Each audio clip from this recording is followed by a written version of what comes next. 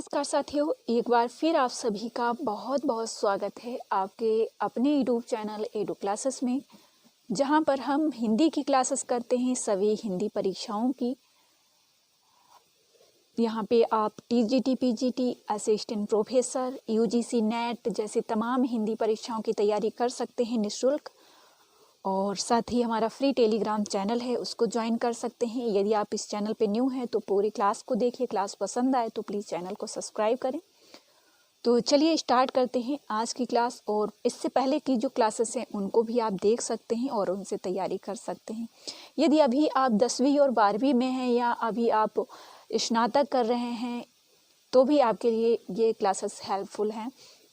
आप BEd exam देना चाहते हैं, टेट सीटेट का एग्ज़ाम देना चाहते हैं, सेट एग्ज़ाम देना चाहते हैं, रीट एग्ज़ाम देना चाहते हैं, तो उन सभी परीक्षाओं के लिए ये क्लास हेल्पफुल रहने वाली है। तो चलिए स्टार्ट करते हैं आज की क्लास। जो हमारा पहला प्रश्न है वो है रीतिकाल पर आधारित, और रीतिकाल के ही मैंने यहाँ पे प्रश्न लिए हैं और जिससे जानेंगे कि रीतिकाल में कैसे प्रश्न बनते हैं। ओके, तो यहाँ पे देखिए कुछ पंक्तियाँ हैं जो बार बार रिपीट होती हैं सभी परीक्षाओं में। पंक्ति है हमारी कि ज्यों ज्यों निहारिए नेरे हुए नैनन में। दूसरी है ऊंचे घोर मंदिर के अंदर रहने वाली। तीसरी है नैन नचाए के हो मुस्काई। और चौथी है रावरे रूप की रीति अनूप। तो इधर है पद्माकर जी, घनानंद, मतराम भूषण जी, इनसे मैच करना है। तो यहाँ पे ये ऑप्शन दिए गए हैं, 4 ऐसे ही प्रश्न दिया होता है आपका। तो पहली पंक्ति जो है ज्यों ज्यों निहारिए नेरे हुए हैं नैनन की, ये डायरेक्ट भी पंक्ति पूछी जाती है परीक्षाओं में। ये मदिराम से संबंधित है। ऊंचे घोर मंदिर के अंदर रहने वाली ये पंक्ति जो है भूषण से संबंधित है। नैन नचाए के हो मुस्काई, ये बहुत बार पंक्ति पूछी गई है सभी परीक्षाओं में, ये पद्माकर से संबंधित है। और रावरे रूप की रीति अनूप, ये जो है घनानंद से संबंधित है। तो A option is right answer हो जाएगा। आप चाहें तो इसे नोट कर सकते हैं रिवीजन करने के लिए, और जितना ज़्यादा आप रिवीजन करेंगे उतना ही बेहतर आपका परिणाम होगा। तो यदि आप पढ़ाई कर रहे हैं किसी भी परीक्षा के लिए तो रिवीजन मस्ट है, आप रिवीजन ज़रूर करें। अगला प्रश्न हमारा है कि काव्य की रीत सीखी सुकुबिन सो देखी सुनी बहुलोक की बातें, इस काव्योक्ति के कवि कौन है? 4 ऑप्शन है, केशवदास जी हैं, मतिराम जी हैं, पद्माकर जी हैं, भिखारी दास जी हैं। चारों ही रचनाकार रीतिकाल से हैं। केशवदास जी जो हैं इनका समय है 1555, मतिराम जी का समय है 1617, पद्माकर का है 1753 और भिखारी दास जी का है 1725। और हमारा सही जवाब जो हो जाएगा डी ऑप्शन, भिखारी दास। काव्य की रीति सीखी सुकविन सो देखी सुनी बहुलोक की बातें, ये भिखारी दास की पंक्ति है।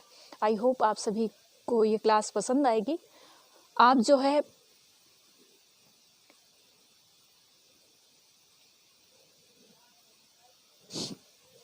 आप यहाँ पे जो रचनाकार हैं इनको ही पढ़ेंगे, इन पर ज़्यादा फोकस करेंगे तो आपके लिए बहुत ही अच्छा रहेगा। अगला प्रश्न हमारा भक्ति काल से साथियों, तो इसको भी हम देख लेते हैं। हरि रस पिया जानिए जे कबहू न जाए खुमार, मैं मनता घूमत फिरे नाही तन की सार। इन काव्य पंक्तियों के कवि हैं कौन हैं? सूरदास जी हैं, कबीरदास जी हैं, रसखान जी हैं, नंददास जी हैं। तो यहाँ पे हमारा सही जवाब हो जाएगा वी ऑप्शन, कबीरदास। अगला प्रश्न हमारा है कि देव कवि की रचना है। देव कवि जो हैं 1673 इनका समय है, 1673, क्योंकि क्रम पूछा जाता है, डायरेक्ट जन्म समय पूछा जाता है। तो देव कवि की रचना पूछी गई है। तो काव्य निर्णय और श्रृंगार निर्णय, ए और सी जो है ये भिखारी दास की रचनाएं हैं। आप चाहें तो नोट कर सकते हैं, काफ़ी बार एग्जाम में पूछी गई हैं। काव्य निर्णय, श्रृंगार निर्णय और रसराज जो है मतिराम की है। तो बच्चे हमारा डी ऑप्शन, भाव विलास जो है देव कवि की रचना है। अगला प्रश्न हमारा है शब्द शक्ति से, कि शब्द शक्ति के विषय में निम्नलिखित कथन किसका है? अविधा उत्तम काव्य है, मध्य लक्षणाहीन, अधम व्यंजना रस विरस उल्टी कहत नवीन। तो साथियों इस प्रश्न में आप देख सकते हैं कि 3 जो शब्द शक्तियां हैं उनका वर्णन किया गया है, अविधा, लक्षणा, व्यंजना। अविधा जो है उत्तम काव्य है, अविधा को उत्तम काव्य माना गया है, और लक्षणा को हीन माना गया है। वही अधम जो है व्यंजना रस विरस उल्टी कहत नवीन, ये जो पंक्ति है किसकी है ये पूछा गया है। तो सी ऑप्शन देव कवि की ये रचना हो जाएगी, ये पंक्ति हो जाएगी। ओके, बाकी मैंने आपको बता दिया है केशवदास जी का समय है 1555, भिखारीदास जी का समय है 1725 और देव कवि जो है इनका 1673 और चिंतामणि का 1603 समय है। आप चाहें तो नोट कर सकते हैं। अगला प्रश्न हमारा है निम्नलिखित में से कौन सा मतिराम का ग्रंथ नहीं है?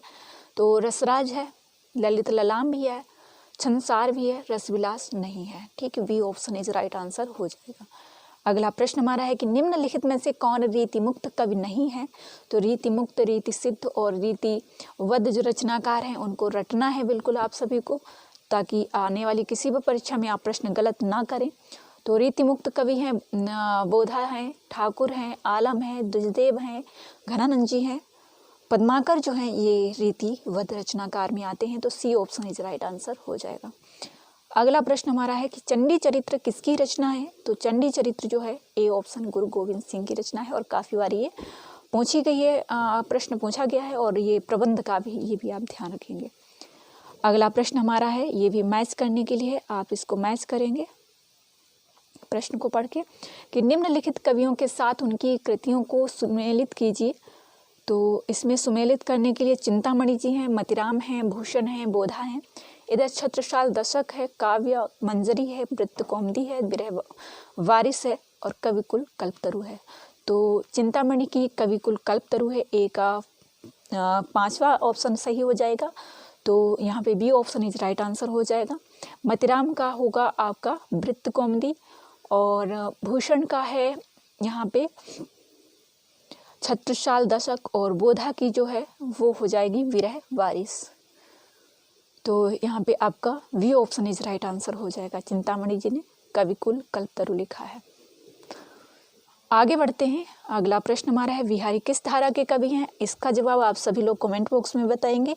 विहारी किस धारा के कवि हैं?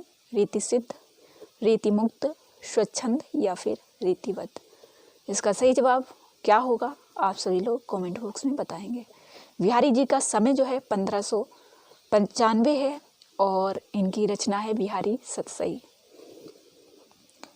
आगे बढ़ते हैं। अगला प्रश्न है जो इसको क्रम से लगाना है, तो इसमें थोड़ा सा गलत दिया गया है कि सही ऑप्शन एक भी नहीं दिया गया है, क्योंकि देखिए चारों ऑप्शन इस तरीके से मैच लगाए गए हैं। केशवदास जो है 1555 है और उसके बाद में चिंतामणि 1603, बिहारी 1595 और पद्माकर जो है 1753 इनका समय है। तो इनमें कोई भी ऑप्शन सही नहीं है। बस आप लोग जो है इनका जन्म समय नोट कर सकते हैं। केशवदास जी 1555, चिंतामणि, केशवदास जी के बाद बिहारी जी आएंगे 1595, चिंतामणि का समय 1603 है, पद्माकर का 1753 है। तो आप इसको नोट कर सकते हैं। अगला प्रश्न हमारा है कि प्रताप शाही की रचना नहीं है। तो काव्य विलास, व्यंग्यार्थ कौमुदी, नवरस तरंग, श्रृंगार मंजरी। तो इसमें C option is right answer हो जाएगा। नवरस तरंग जो है प्रताप शाही की रचना नहीं है। आप लोग सर्च करेंगे कि नवरस तरंग किसकी रचना है। काव्य विलास, व्यंग्यार्थ कौमुदी, श्रृंगार मंजरी ये प्रताप शाही की रचनाएं हैं और ये रीतिकाल के प्रमुख रचनाकार हैं।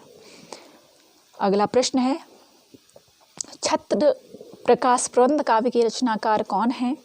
सूदन, लाल कवि, भूषण, पद्माकर। तो बी ऑप्शन लाल कवि की रचना है छत्र प्रकाश।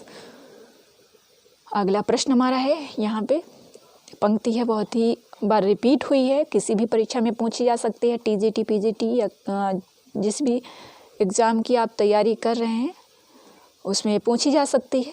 लोगन कवित्व की वो खेल करी जानो है, किसकी उक्ति है? ठाकुर, घनानंद, केशवदास, मतिराम। तो सही जवाब हो जाएगा वी ऑप्शन।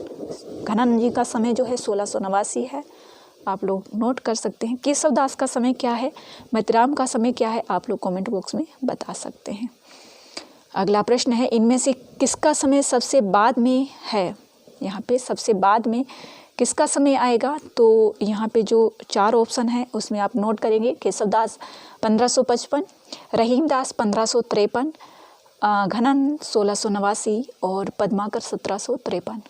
तो सबसे बाद में जो समय आएगा वो पद्माकर का आएगा और सबसे पहले रहीमदास जी का आएगा। आप इसको नोट कर सकते हैं। अगला प्रश्न हमारा है, ये भी मैच करने के लिए निम्नलिखित कृतियों को उनके कवियों के कवि आचार्यों के साथ सुमेलित करना है। तो रस रहस्य है, रस सारांश है, कविकुल कल्पतरु है, ललित ललाम है। देखिए एक ही परीक्षा में जो है पूछी गई ये रचनाएं हैं यूजीसी नेट परीक्षा में। और कवि कुल कल्पतरु अभी पीछे हम पढ़ के आए हैं, मैथ्स करने के लिए ही दिया था। ललित ललाम भी पढ़ा है हमने। तो यहाँ पे देखिए वही रचनाकार बार बार रिपीट हो रहे हैं, तो उनको ही अच्छे से आप अध्ययन करेंगे तो बहुत ही बेहतरीन आपका स्कोर रहेगा। और उम्मीद है आप सभी लोगों ने इसका जवाब दे दिया होगा, क्योंकि कवि कुल कल्पतरु जो है चिंतामणि की है, सी का 4 ऑप्शन, बी ऑप्शन में दिखाई दे रहा है। रस रहस्य जो है कुलपति मिश्र की है, रस सारांश भिखारी दास की हो जाएगी, कवि कुल कल्पतरु चिंतामणि की है, ललित ललाम मतिराम की हो जाएगी। तो V option is right answer हो जाएगा, आप लोग इसको नोट कर लेंगे। तो ये थी हमारी आज की क्लास। उम्मीद है आप सभी के लिए बहुत ही शानदार और हेल्पफुल रहने वाली है। आई होप आप सभी को ये क्लासेस पसंद आ रही होंगी। तो प्लीज़ लाइक करें, शेयर करें और चैनल को सब्सक्राइब ज़रूर करें, और हमें बताएं आपको ये क्लासेस कैसी लग रही हैं और आप किस परीक्षा की तैयारी कर रहे हैं। और मैंने यूपी पुलिस के लिए भी हिंदी की क्लासेस अपलोड की है, उनको आप देखिए। अगली क्लास जो हमारी आएगी वो यूपी पुलिस हिंदी की ही आएगी, तो आप लोग उसको भी देखिए। और आपके नियर में कोई भी तैयारी कर रहा है तो उन तक ज़रूर पहुंचाइएगा। ओके, तो हमेशा चलते रहना पथ पर, या तो मंजिल मिलेगी या अच्छे मुसाफिर बन जाओगे। इसी के साथ हम इन करते हैं आज की क्लास। आप सभी का बहुत बहुत धन्यवाद।